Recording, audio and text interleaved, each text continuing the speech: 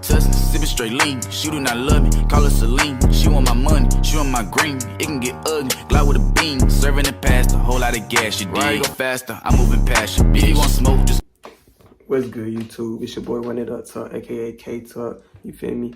And I'm back at it again with a little video. This time it's a reaction video. You know, I'm gonna try to switch it up, hit you with a little bit of everything. You feel me? See what y'all like the most. You know, I'll go from there. But without further ado, this is a little reaction video. My boy Young Dinosaurs God. Y'all go subscribe to him. I got the little link in the bio, whatever. But this is about how I hated working with this guy. That's the title of it. I hated working with this guy. So let's see what it is. Let's see what it's about. Let's go. And that's when I decided that I hate this dude. You know, if you want to finesse the system, suck up to the bosses, jerk off all day in other departments, and gossip like a teenage girl, fine. But give me my goddamn credit. No cap though, no cap.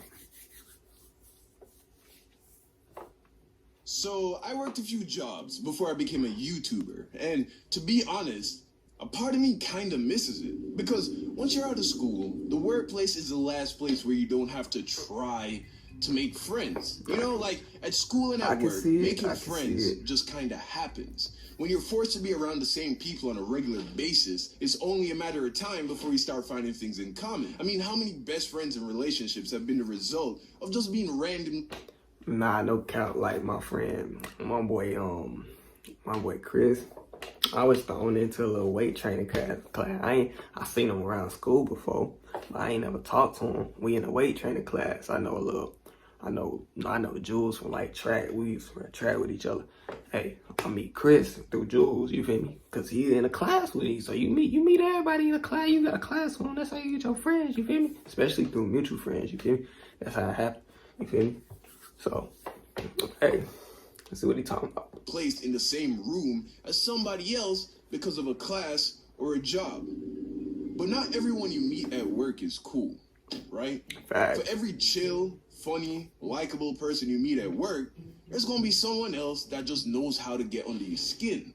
Well, today, I'm gonna be telling you a story about a coworker who I really grew to dislike. So, a lot of you know that technically my first real job was working for McDonald's back in Broward, Florida, my junior year of high school.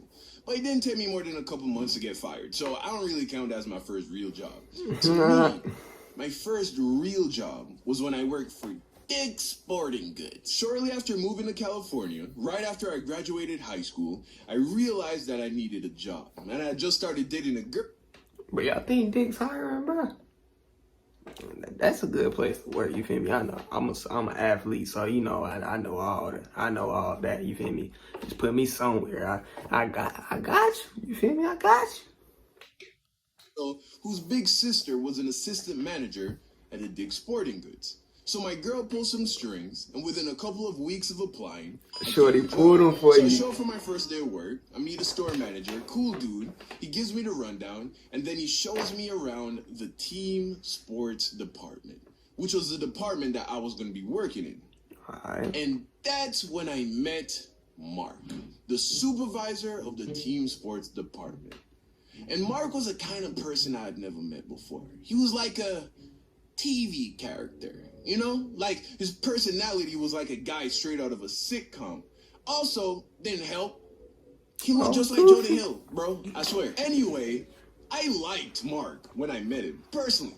I thought he was an interesting character. You know, he was always decked out in the freshest Nike gear. He was very charismatic, and he knew everything about baseball, which I knew nothing about. And since baseball was our top-selling product...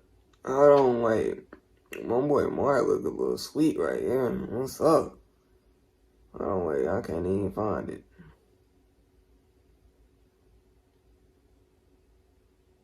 Wait, where is that? Personally, I thought he was an interesting character. You know, he was always decked out in What's up? What's up with Mark? What's up with him? Why he hit him with those? What's that? What is those? Come on, Mark. Gear. Come on, very Mark. You charismatic. can't be doing He that, knew Mark. everything about baseball, which You try to play my man, Mark. And since baseball was our top selling product, I found myself constantly asking him questions. And he was always very nice and patient with me. So I was rocking with him. One day, I walked to the back of the store, you know, the behind the scenes part. I went to the back to print some signs for some products when I saw Mark chilling in one of the little office rooms with his other employee.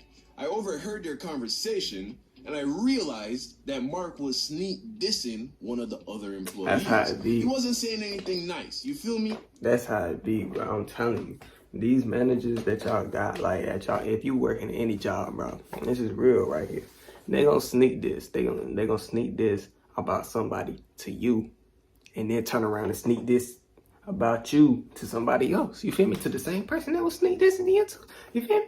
So they really be on that on trifling stuff. The managers, I don't know what's up with them. Like, I guess they ain't got nothing else to live for. They be jealous or whatever. Cause like you just here temporary, and they here for like as they like, you know, their career.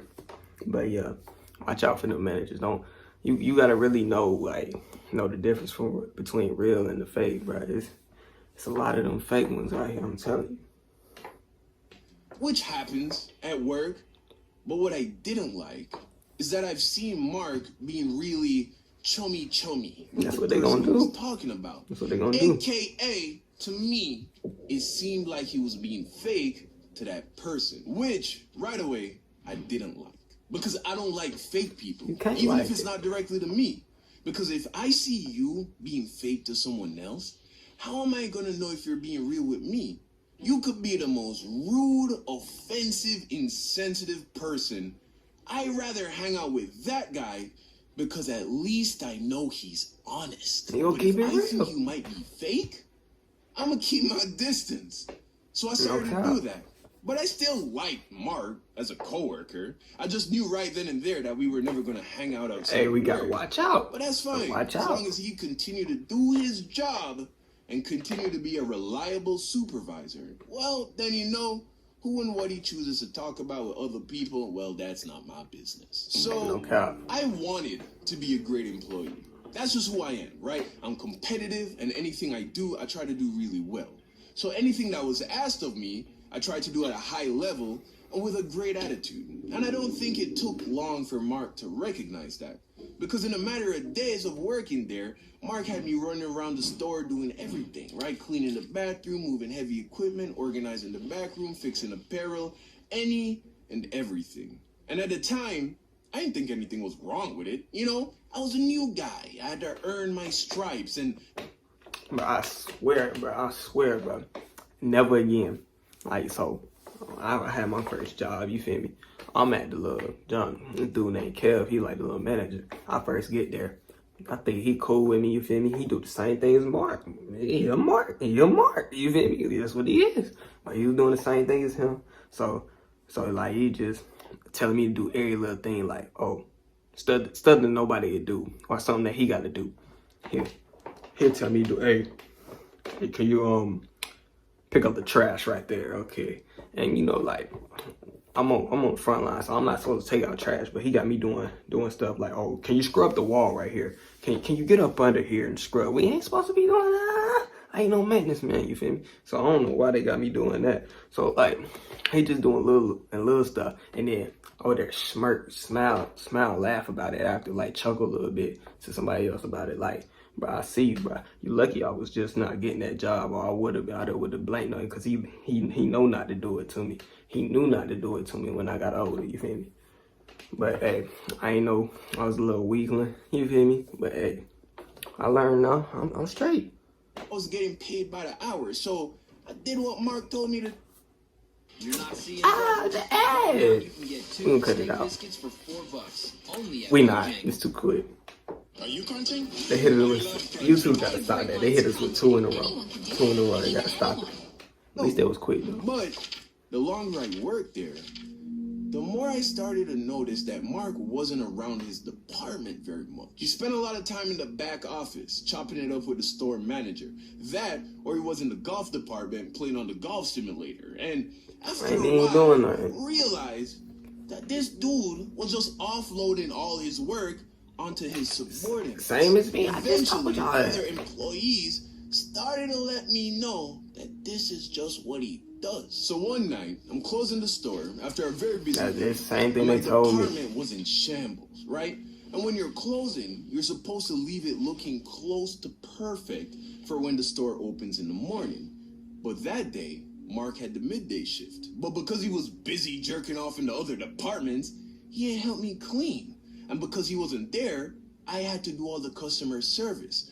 So no one was cleaning the department. So when he clocks out some hours before me, I'm the one stuck cleaning the entire department. It has been a mess for the whole day. But I accepted the challenge. I was literally running around the department, cleaning as fast as I could. I be trying to get out. I tidied up the storage room. I went off. Going crazy. And by the time I clocked out, my department looked amazing. Fast forward to the next day, and both Mark and I are opening. And the store manager was giving us the rundown from the previous day. And apparently, my department made a ton of money, right? Way over projection. So of course, he's complimenting Mark on doing a great job and still managing to keep the department clean so that I had a easy close. So now I'm standing there thinking, this dude ain't do jack. Better give me some credit. I made those sales. I cleaned the department. Better get some recognition. But Mark just took all the praise. Didn't show me any type of love for carrying the team like LeBron in the fourth. And that's when I decided that I hate this dude. You know, if you want to finesse the system, suck up to the bosses, jerk off all day in other departments, and gossip like a teenage girl, fine. But give me my goddamn credit. So I said, you know what? I'm going to take a page out of Mark's book, and I'm going to start big chilling. Because I get paid the same regardless. You feel me? If I can't get my pat on the back at least, I get I'm paid going to the take a same. sat in the back and play on my phone. But here's the funny thing about that. When I stopped working as hard, my life got harder. Because you may not get credit when you make everything go right, but when things go wrong, best believe everybody's pointing their finger at you. And I try not to be the blame other people, point fingers kind of guy. So I wasn't about to start complaining to the store manager about Mark, especially since I knew that Mark had spent the last year greasing this dude up. So after I realized that not working hard on the clock wasn't getting me the sense of justice that I wanted, I went back to working hard. But this time for me, you know, I didn't care if I wasn't going to get the credit. I still wanted it, but if I didn't get it, whatever. Mark continued being Mark, and that's how things went for a while. And I thought that's how things were going to stay. But one day, I hear that Mark is putting in his 2 weeks. Apparently, he thought he was going to get some promotion, but turns out that upper management saw that Mark was a poser and gave the position to someone else. I guess he didn't like that. So eventually, he leaves, leaving his job up for grabs. And guess who gets promoted to being the new department supervisor?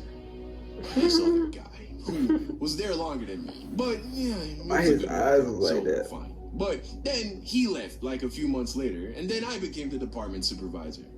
And right before I quit, I was getting interviewed for that same promotion Mark wanted. So moral of the story, if you ever have the displeasure of working with someone who doesn't pull their own weight, or you feel like you're not getting credit for your work, just because they aren't telling you doesn't mean they don't see it. And as long as you work hard for working hard's sake, underperformers will get exposed, and one way or another, you will eventually rise to the top. That's if they got some land out there. Some land. If they got them, you're not gonna rise to the top. But that's it. Alright, bet. That's it. We're gonna end it up right here, you know. Like, subscribe, comment, you know. Road to 100 subscribers, you feel me? But hey, share this with everybody else, you know. Like it, comment, subscribe, do what you do. Alright, I'm out. Peace. Real deal music, I ain't making no bullshit. Lights, camera, action, give a nigga whole full clip. Put him in a hole like an 8-ball. He ain't selling drugs when he real, cause he using it. Make it make sense where the facts at when you rap. Niggas wanna take it to you.